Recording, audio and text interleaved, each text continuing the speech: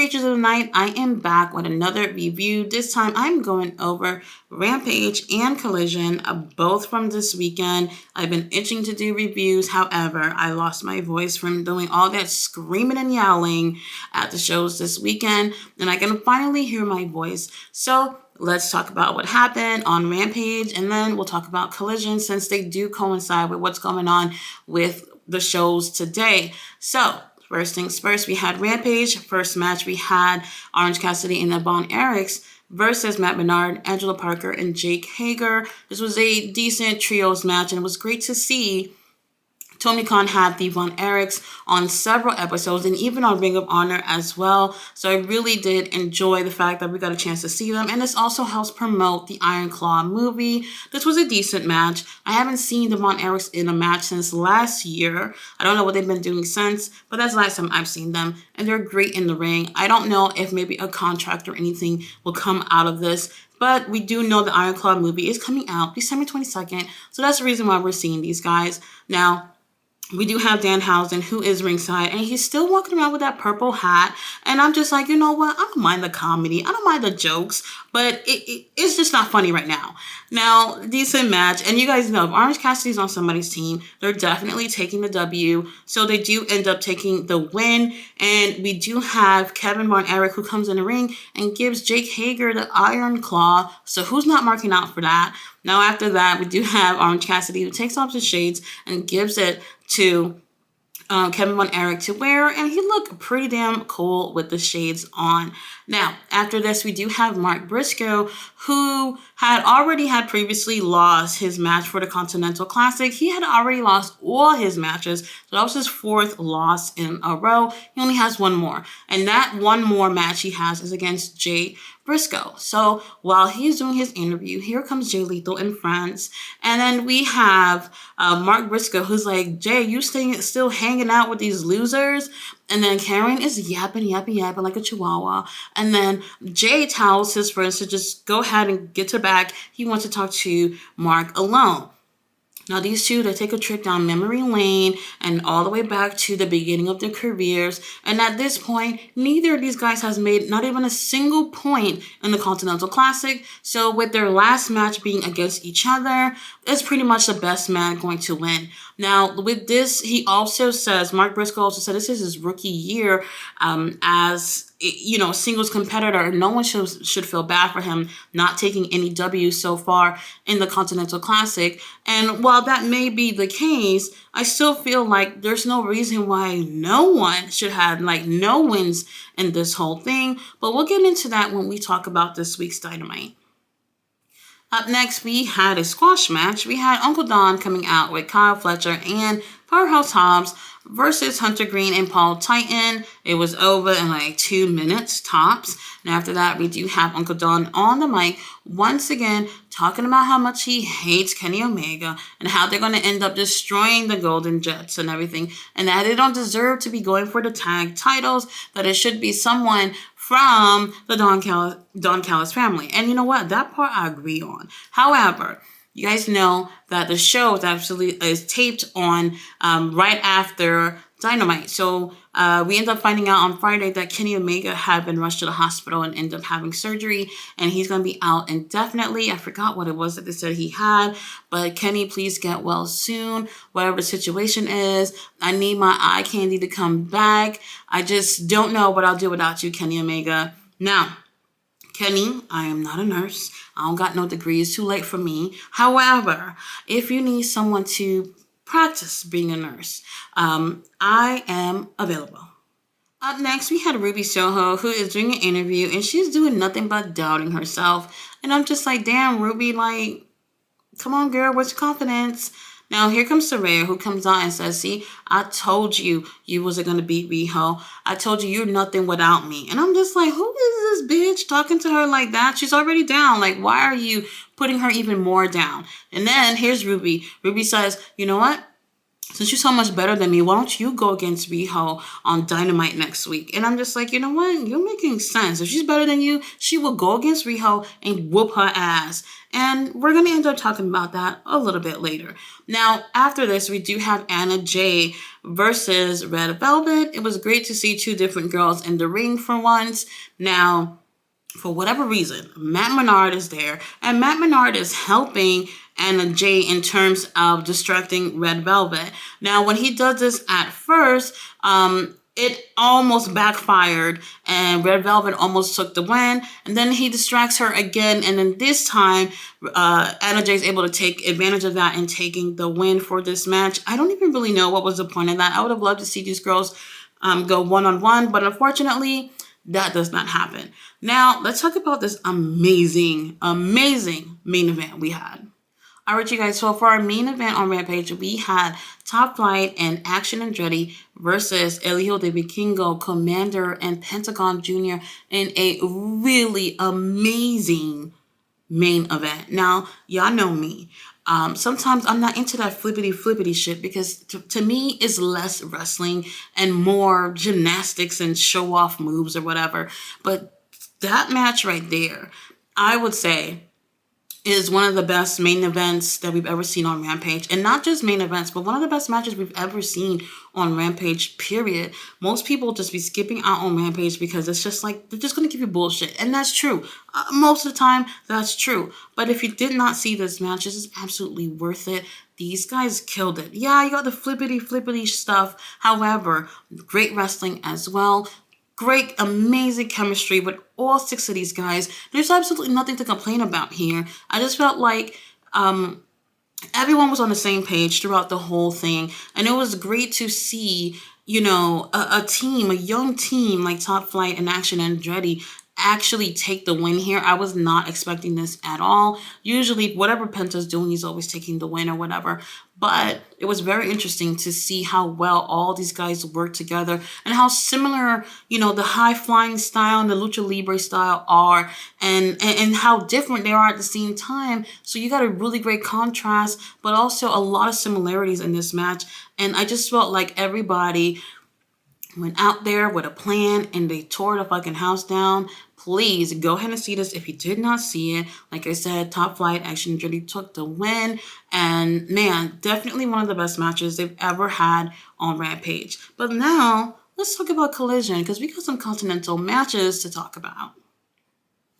All right, Creatures of the Night, let's talk Collision. Our first match was a Continental Classic match. We had Andrade El Idolo versus Claudio Castagnoli. And I like both of these guys. So I was like, you know what? I'm still cheering for my boy, Claudio. Now, to be honest, this was probably the match that really started to fuck up my voice because me and another lady of color sitting behind me are the only ones are cheering for Claudio. And everyone around us kept just cheering louder for Andrade. And we're just trying to scream for Claudio, knowing that, you know what, everybody's flushing our voices, but we're still trying to let Claudio know he got some supporters in the building.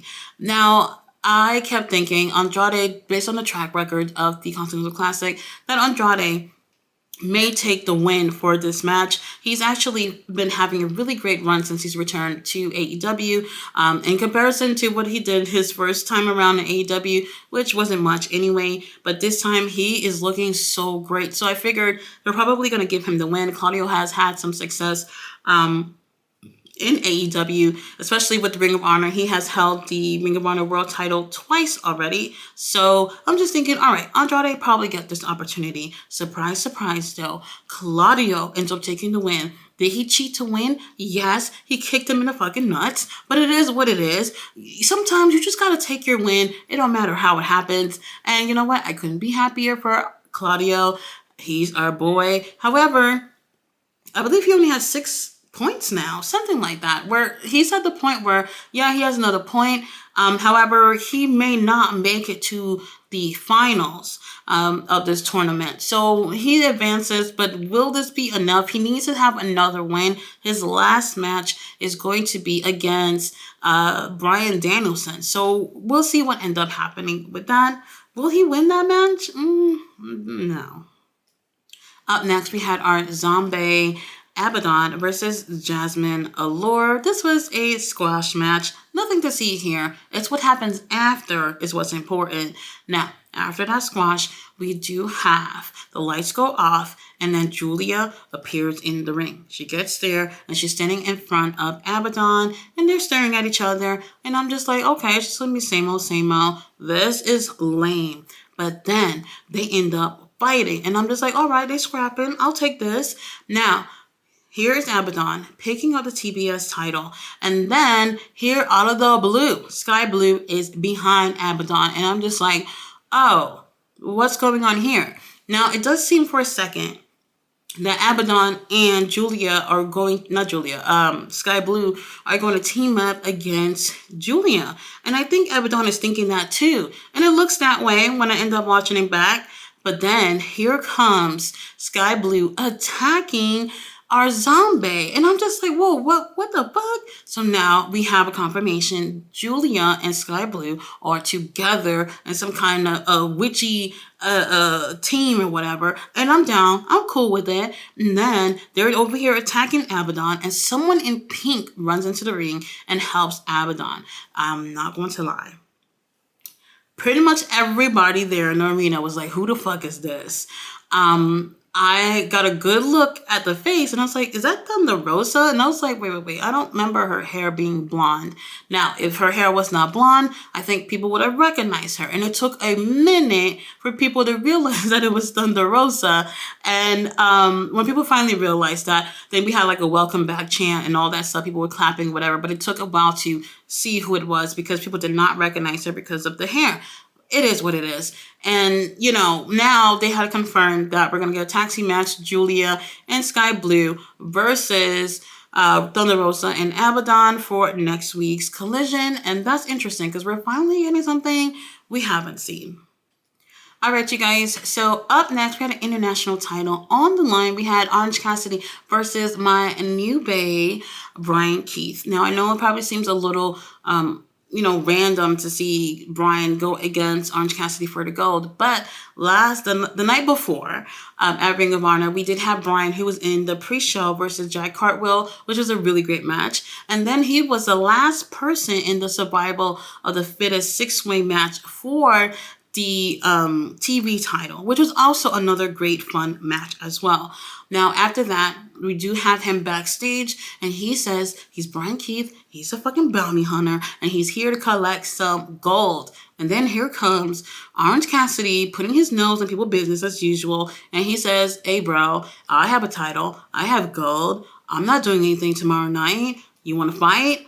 So this is what we got on Collision. Now, they have a really great match, great chemistry, and y'all know, when it comes to Orange Cassidy, I'm over it. I don't even want to talk about him sometimes. However, he usually always do a great job in the ring. So I do think this was a really great opponent for Brian Keith to have in AEW. Now, this is not Brian's first time in AEW. He did previously go against, Hangman, which is another one I don't care for the most part.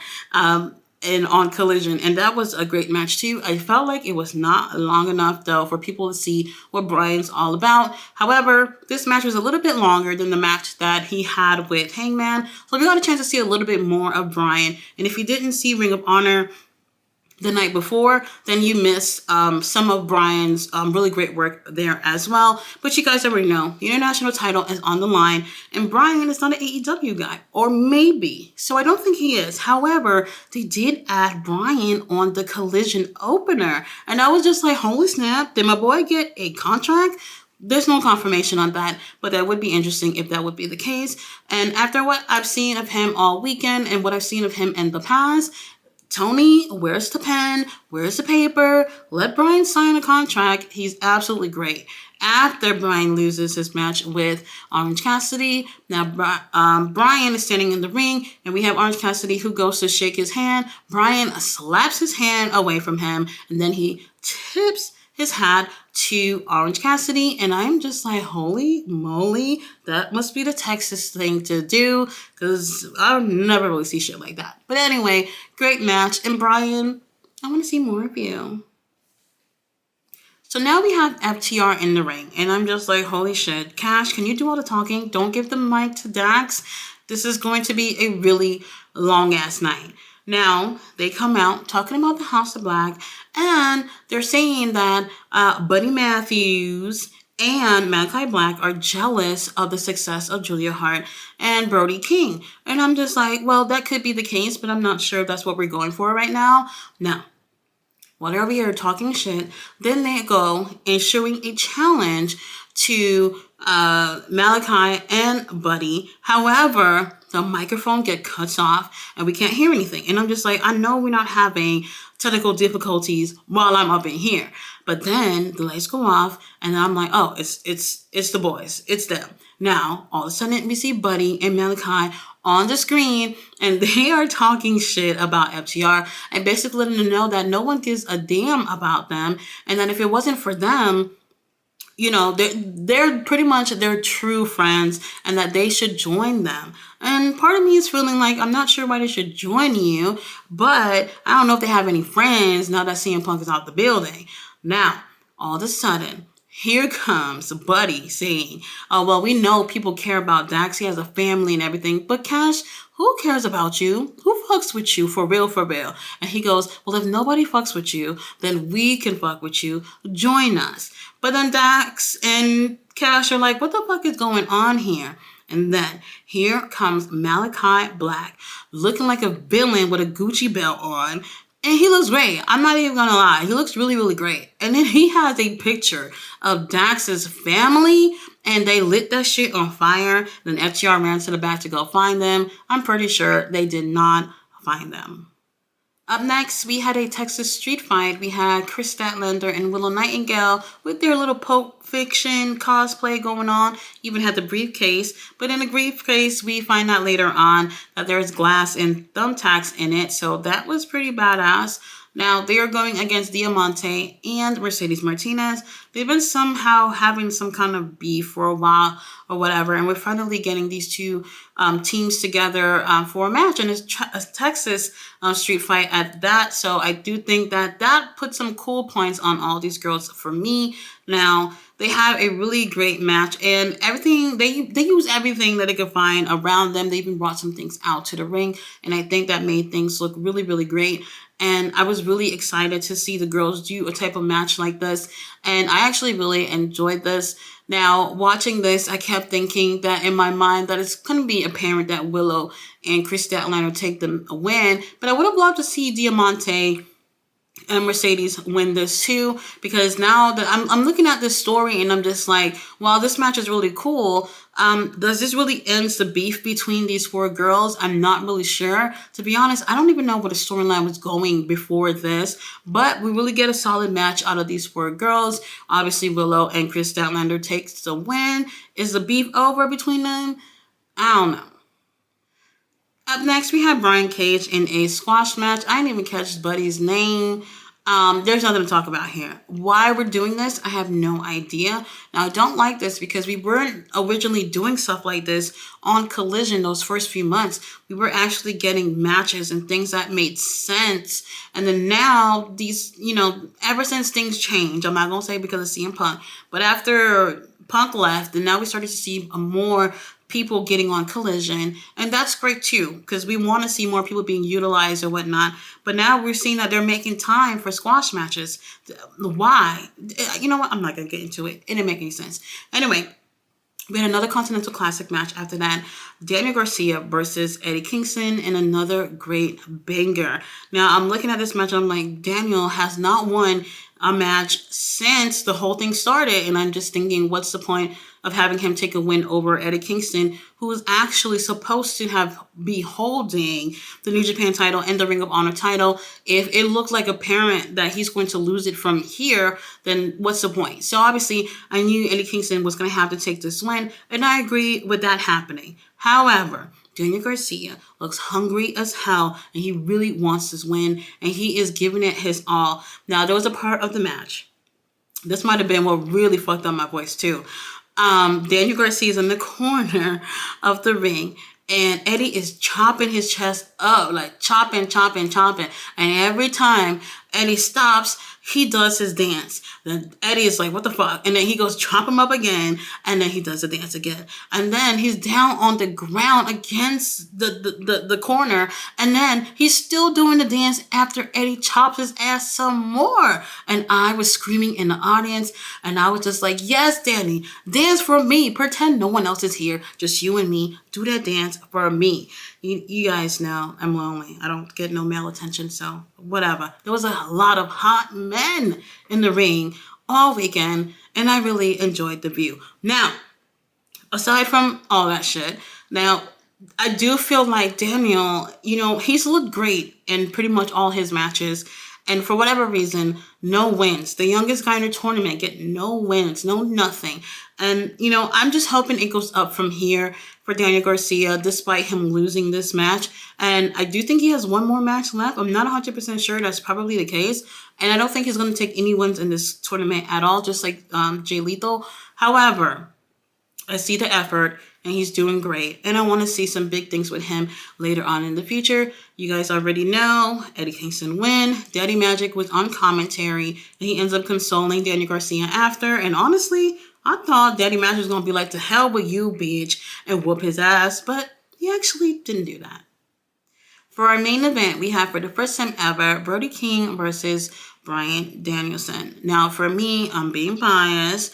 I obviously want Bryan to win. And honestly, at the same time, I kind of want Bryan to just keep his ass home and just get well. And it just seems like no matter what, he's sticking through this. He already started this, so he's going to continue. Whatever. And then we have Brody King, who I feel like has been looking phenomenal in this tournament. And I think he is so freaking sexy. So I'm just like, oh, which one of these guys should win? Anyway, my biasness did kick in, and I was cheering for Bryan the whole fucking time. Now, obviously that ends up happening. Bryan ends up taking the win, but Brody made sure that he was going to fight and claw for that fucking win.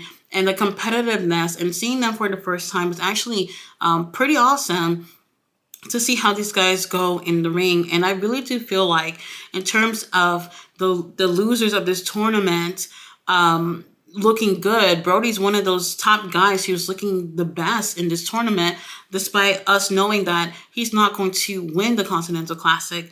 And that right there makes me feel good. I know they're going to continue to do the House of Black thing, but the House of Black can also be like BCC in a sense where they do things individually, and they also do things as a trios or four men and one group. So it could go that way, but we have not actually seen that with the House of Black. So, but I do think that might change moving forward, because you do know that Buddy and Malachi are a team on their own, but they also, all three of them, do trios as well, simply because Brody's doing his own thing right now. But anyway, Brody's been looking really great. However, you can't beat Bryan Danielson. Bryan Danielson is one of the best ever. He's one of my favorites, definitely in my top 5. So obviously, I'm cheering for him. Bryan took the win here, and honestly, he just looks horrible. He absolutely looks horrible. He needs to stay home and work on that injury. I don't know how much is healed or whatnot,